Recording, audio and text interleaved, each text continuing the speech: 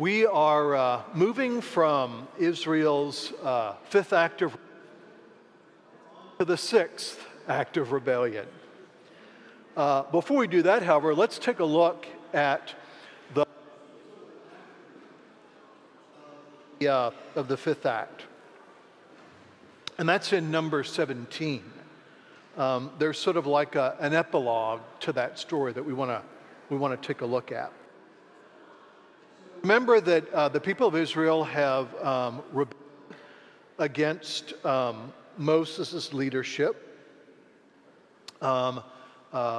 We found that they were own leaders, understood in their own way, and God acts as He numbers to sort of uphold Moses' leadership. So in Acts 17, we have another one of those acts of affirmation. So I'll read part of the story to you, then I'll say a few things about it. The Lord spoke to Moses, saying, "Speak to the people of Israel and get from them staffs, one for each father's house, and from all their chiefs according to their father's houses, 12 staffs. Write each man's name on his staff, and write Aaron's name on the staff of Levi. For there shall be one staff for the head of each father's house. Then you shall deposit them in the tent of meeting before the testimony, where I meet with you. And the staff of the man whose name I choose shall sprout,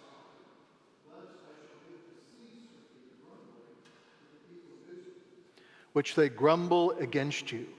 Moses spoke to the people of Israel, and all their chiefs gave him staffs, one for each chief, according to their fathers' houses, 12 staffs. So here's what Moses has collect staff from each of the tribes.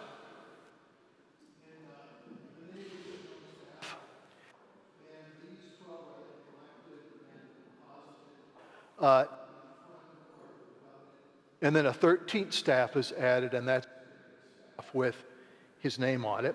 And this is what happens. On the next day, Moses went into the tent of the testimony, and behold, the staff of Aaron for the house of Levi had sprouted and put forth buds and produced blossoms, and it bore ripe almonds. Then Moses brought out the staves from before the people of all the people of Israel, and they looked, and each man took his staff. And the Lord said to Moses, "Put back the staff of Aaron before the testimony to be kept as a sign for the rebels, that you may make an end of their grumblings against me." So here's what happened. As the high priest, remember, tried to replace him. And so God says, priest, this is what Moses is an appointed. This is the way that I want things. And whenever the people against you, you can pull out Aaron's staff, which is miraculously budded with almonds, and say, look, important point here. Moses and Aaron have upheld God against the people's grumblings, and God has consistently upheld them in their offices of leaders. So thus far, we've seen this a pattern as they wind their way. Oh, thank you. We've seen a pattern in the people of Israel. And that pattern is, the complaints of the people of Israel and their problems have been something like this thus far. We don't want to trust you. We don't want to do anything too difficult. We don't want to do anything that's unfamiliar to us, and that may mean that we'll just go back to Egypt. We don't want to listen to the voice of leaders, but rather our own desires. That is, these are the consistent problems that the people of Israel have faced. And I think these are also obviously like modern day problems too, right? So there's a certain sense here in which we just want to recognize, right, that although we're talking about a large time span from then to now, human nature has not essentially changed. And therefore we can learn a lot by reading this story. Now let's go on in the story. Next we have another sort of important little narrative that takes place in Numbers 18, 1 through 7. Here we have, in the aftermath of this rebellion, a reaffirmation of the role of Aaron and his sons, the priests, and also the Levites, who are kind of like the keepers of the tabernacle. So here it is. I'm going to read it to you, and then I'll say a few things about it. So the Lord said to Aaron, "You and your sons and your father's house with you shall bear iniquity connected with the sanctuary, and you and your sons with you shall bear iniquity connected with your priesthood.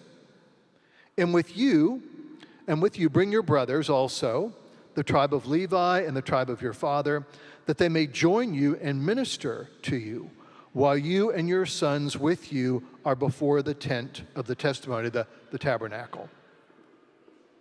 "They shall keep guard over you and over the whole tent, but shall not come near the vessels of the sanctuary or the altar, lest they and you die. They shall join you and keep guard over the tent of meeting and of all the service of the tent, and no outsider shall come near you. And you shall keep guard over the sanctuary and over the altar, that there may never again be wrath on the people of Israel. And behold, I have taken your brothers, the Levites, from among the people of Israel. They are a gift to you, given to you, to do the service of the tent of the meeting. And you and your sons with you shall guard your priesthood for all that concerns the altar that is within the veil. You shall serve. I give you the priesthood as a gift, and any outsider who comes near shall be put to death." So here we have a description of the two offices, Levites and priests. And it's made clear here, first of all, that the priesthood is a gift from God to Aaron. Now, there's, I think, a really important point being made here. That is, the point here, right, is not that Aaron and his sons kind of appealed to God as sort of like the ideal kinds of people who would make really great priests. And therefore God, selects them. It's not like, oh yeah, Aaron, he looks like the kind of person that would make a really good priest. I'll make him the high priest because he's so good. Rather, the idea here is that the priesthood is a gift of God to Aaron, and this is a really important point, right? The most fundamentally important thing about the priesthood is not that Aaron occupies it, but that it is a creation of God and it exists for God's purposes. Okay? That's the point that's being made here, and it's a really important point. And the same here is the case with the Levites too. The Levites have their role within the sort of sacred economy of Israel. They're in charge of the tabernacle. But notice, right, and we've seen this before, the Levites actually are not allowed to touch any of the sacred vessels. So all the sacred vessels, the Ark of the Covenant, all that kind of stuff, it can all be wrapped up. And the priests have to do this, and then the Levites can move it. But they can't touch anything that's devoted to God directly because it's holy. Only Aaron and his sons can do that. And so the Levites are a gift to Aaron and his sons, and the priesthood is a gift to Aaron and his sons.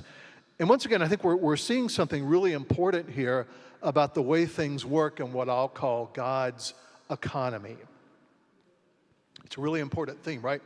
Now, in the economy that we live in, right, the economy that we live in is an economy of earning, okay? You go to a great school, then you graduate, and you get a fantastic job and make a pile of money. You've earned it, right? That's kind of how things work, or that's kind of how they're supposed to work, or that's what college admissions officers tell you how things will work. Okay. And that's why all these, colleges do surveys about, what their graduates earn in the first year, 5 years after graduation, so they can report that back to potential students. Anyway, the economy of God is not an economy of earning. Rather, it's an economy of gift. Right? Because, strictly speaking, no one could deserve something from God. That's actually impossible. Okay? And once again, this takes us back to the whole idea of creation, right? If you think about creation that God's brought into being out of nothing, right? That means that literally everything, from stars, galaxies, black holes, all the way down to subatomic particles, right? Literally everything in the universe itself, is a gift from God. So Israel here is being instructed in God's gift economy, right? God gives things to his people, and they receive those gifts as gifts, right? With the idea that having received a gift from God, you then put that gift to use. Okay, so the idea here, we might want to think about, about like spiritual gifts, right? The idea is, if you're given a gift from God, right, it's given to be used for God's purposes among God's people. Okay, so that's the idea that we're seeing here. And once again, it's a really important idea. Then there's the next section. I'm going to just take a look at this briefly, really, without reading it, because it's actually quite long. It's Numbers 18, 8 and following, all the way to the end of the chapter, so 8 basically to 32. This takes us to material that we've seen before, so I just want to underline the note here without really going into much detail, and that's this. Here we have a kind of a repetition of the fact that Aaron and the Levites, so the priests and the Levites, are not given any land in Israel. Okay, remember, out of all the tribes in Israel, right, the Levites are assigned no land. And therefore, their livelihood comes from portions of sacrifices that are offered by the people of Israel and the tithes that are offered to the priests and the Levites, right? So that's how the priests and the Levites actually make their living. It comes from the voluntary contributions of the people of Israel. Now, there are two important points here that we just want to notice. That is, why is this being done? Thing number one, in the ancient world, especially like in places like Egypt and Babylon and these sorts of places, right? The priests in these societies often owned huge amounts of land. They were sort of like aristocrats. I mean, think like Downton Abbey, okay? In Israel, things are going to be different, right? Here, the priests will own no land whatsoever. And they will be completely dependent on the people of Israel for their livelihood. So notice, here's how things work. The priesthood is a gift to Aaron and his sons, but Aaron and his sons are a gift to the people of Israel, who acknowledge their gratitude to God by making offerings. Okay? Notice, it's the economy of the gift once again, right? Everything is here based on you're receiving a gift and then you're showing your gratitude for what you have received. So that's what's going on in the rest of chapter 18. Now, let's take a quick look at the next act of rebellion. This is rebellion number 6, moving us closer to rebellion number 7. And this is in Numbers 20, 1 through 13. Really important scene here. On the way, we're told in the beginning of the Numbers 20 that Miriam, Moses' sister, dies. So we want to watch here because we're gonna steadily see that the Exodus generation now is beginning to die off. First, Miriam dies. We'll see Aaron dies, and then of course Moses will die before the people enter the Promised Land, and that'll kind of be sort of like a restart as the people begin to enter the Promised Land under Joshua. But here's rebellion number 6. Let me go ahead and read the whole thing to you because I think it's a rather powerful story, and then we'll take a look at what's going on in the narrative. And the people of Israel, the whole congregation, came into the wilderness of Zin, not Sin, but Zin, Z-I-N, in the first month. And the people stayed at Kadesh, and Miriam died there and was buried there.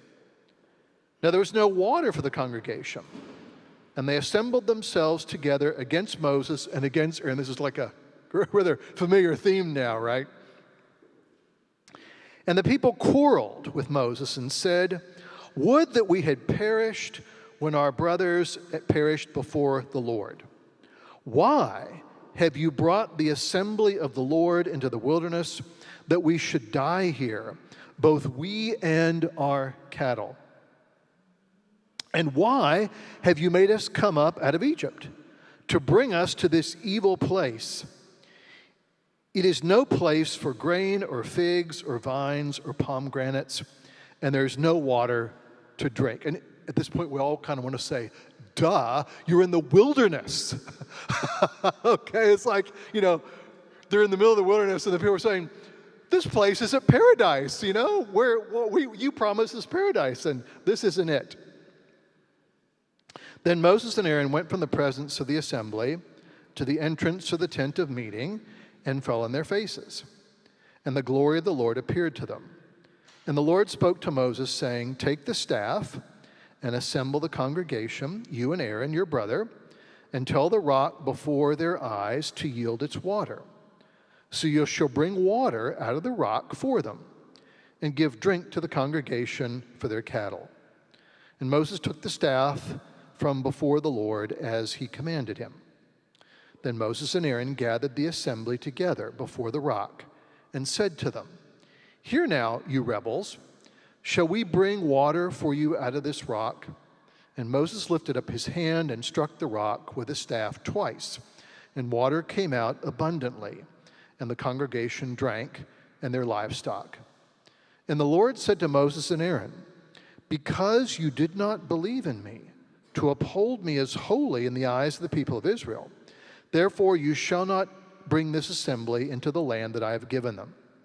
These are the waters of Meribah, where the people of Israel quarreled with the Lord, and through them he showed himself holy." And this word Meribah in Hebrew simply means quarreling, so arguing in a kind of a small-minded way. So let's take a look at the story. So once again, the people of Israel come complaining to Moses and Aaron, and they offer a kind of familiar complaint. Why have you brought us out into the wilderness to sort of kill us all with no water and kill our cattle? And, you simply brought us out here so that we could all die of starvation in this God-forsaken wilderness. What are you up to? Now, of course, we immediately know, right, the error of this complaint, right? Because we know, and the people, of course, know, but they've clearly forgotten, that Moses has not brought them to where they are. God has. Okay? This is really important, okay? Moses has not been the sort of like the guiding figure here. He's followed the pillar of fire by night and the pillar of cloud by day. That's what's led them to where they are. So they have their understanding of how they've gotten here is wrong, and I'll make a comment about why that is in just a minute. And then here's the second part of the complaint. Why have you made us come up from Egypt to bring us to this evil place? It is no place for grain or figs or vines or pomegranates, and there's no water to drink. Why, Moses, have you taken us away from that utopia that we used to live in called Egypt? Right? That wonderful place that had pomegranates and figs and lots of water. I mean, it was lovely. And it was utopia. And, Pharaoh was a wonderful employer. He was a great guy to work for. And you, Moses, have ruined it all for us. Now, I think what we're seeing here is, and this is, I've been making kind of fun of it, but it's a really serious point. One of the things that we're seeing here is the effect that sin has on people. So sin affects people in many, many ways, and it would take a long time to discuss all of them. But I just want to mention two effects of sin that we see here in this story. Effect number one, sin blinds us to the action of God and renders us ungrateful for what he's done. Okay? That's actually one of the most serious consequences of sin is sin tends to blind us to God's action, and it also therefore renders us ungrateful for what he has done. And we see this clearly here, right? We don't hear any mention about how the Red Sea was parted, how they've been fed by man in the wilderness, how they've been given this wonderful form of worship that binds them to God. We haven't seen anything about the covenant on Mount Sinai. All we've heard is their litany of sort of discomfort and complaint. They've completely forgotten everything that God's done for them. And that's because sin has blinded them to it. So that's one of the most awful effects of sin is it renders people ungrateful. The second effect of sin that we see here is sin tends to blind us to our complicity in creating our own problems. Okay? That is, notice here, the people here blame Moses for the fact that they're still in the wilderness, right? And what they've done is they're forgetting two things that have just happened. Thing number one, remember when the scouts come back from scouting at the Promised Land, remember what they brought with them? This big thing of grapes and some figs and some pomegranates and sort of, the fruits of the Promised Land. And they've also forgotten, right? Guess who refused to enter the Promised Land when God was leading them there in the first place? The people, right? They become blind to their own responsibility for being stuck in the wilderness, okay? They're stuck in the wilderness because they refused to enter the Promised Land. Once again, they're blind to that fact. So sin has two really awful consequences here for Numbers, and that is it blinds us to what God's done for us. It also blinds us to what we have done to make our own situations and our own lives problematic and difficult. Okay? Another way to say this is to say that one of the effects of sin is we tend to be really good at shifting the blame on other people. Or we tend to get really good at sort of like rationalizing our own sinful decisions, right? Well, what's wrong with you? Well, the reason why I'm in this situation is because, my parents raised me the wrong way, and I didn't go to the right schools, and I grew up, reading the wrong things, and then I fell into a crowd of wrong friends, and that all explains why my life is so messed up. I, on the other hand, have been standing here for the last 35 years innocently doing nothing. That's where the people of Israel are. And they've been blinded by their own sin. And they've also been blinded to everything that God's done for them. It's also interesting to notice that in Numbers 20:10, when Moses addresses the people, he uses this really important word. He addresses the people of Israel as rebels, as those who are in rebellion against God. Okay? I think that this is a really important word. Paul's going to come back to this concept in the 5th chapter of Romans, where he'll remind us, right, that we are as sinners, right, we're sort of like in rebellion against God's purposes. God wants to bless us. He wants to help us live into his purposes, but we sort of constantly resist all of that. And so, in effect, right, the sort of ironic situation of humankind, right, is God actually wishes to bless us, but we refuse to receive that blessing because we know better, which is obviously right. We're so smart and brilliant. We've got everything pretty all well worked out. So this word rebellion or rebels is really important. One final thing about this story that's significant, it's a small detail, but it's important. When Moses addresses the crowd, here's what he says. Shall we, meaning Aaron and I, shall we bring water for you out of this rock? And there's the mistake. This is why Moses is not going to be allowed to enter the promised land. And this is why eventually, rather shortly actually, Aaron's going to die. It's because what Moses says here almost makes it sound as if the water is going to be coming from Moses and Aaron and not God. And so this is like a huge problem, right? The problem here is we don't have God being given credit for something that God's actually doing. So this is an enormous difficulty and an enormous problem. There's an important little story that comes on the heels of this, and I'll go ahead and just read part of it to you because it's actually not related, this story, but it's kind of an aftermath. So this is Numbers 20, 14 to 21. So the people of Israel move forward, and they're now passing through the land of Edom. And we just want to remember here, right? Way back to Genesis, I think we discussed this, I think, during the second Thomas Jefferson administration. Remember that Esau is the father of the people of Edom. Okay, so remember, Jacob and Esau were twin brothers. Esau is the father of the people of Edom. So as the people of Israel are now getting ready to cross to Edom, they're crossing through the territory of people that are actually related to them.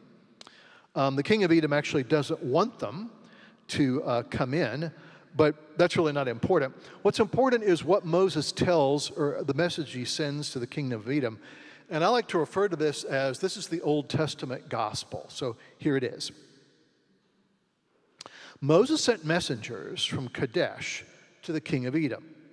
And so here's what the messengers say.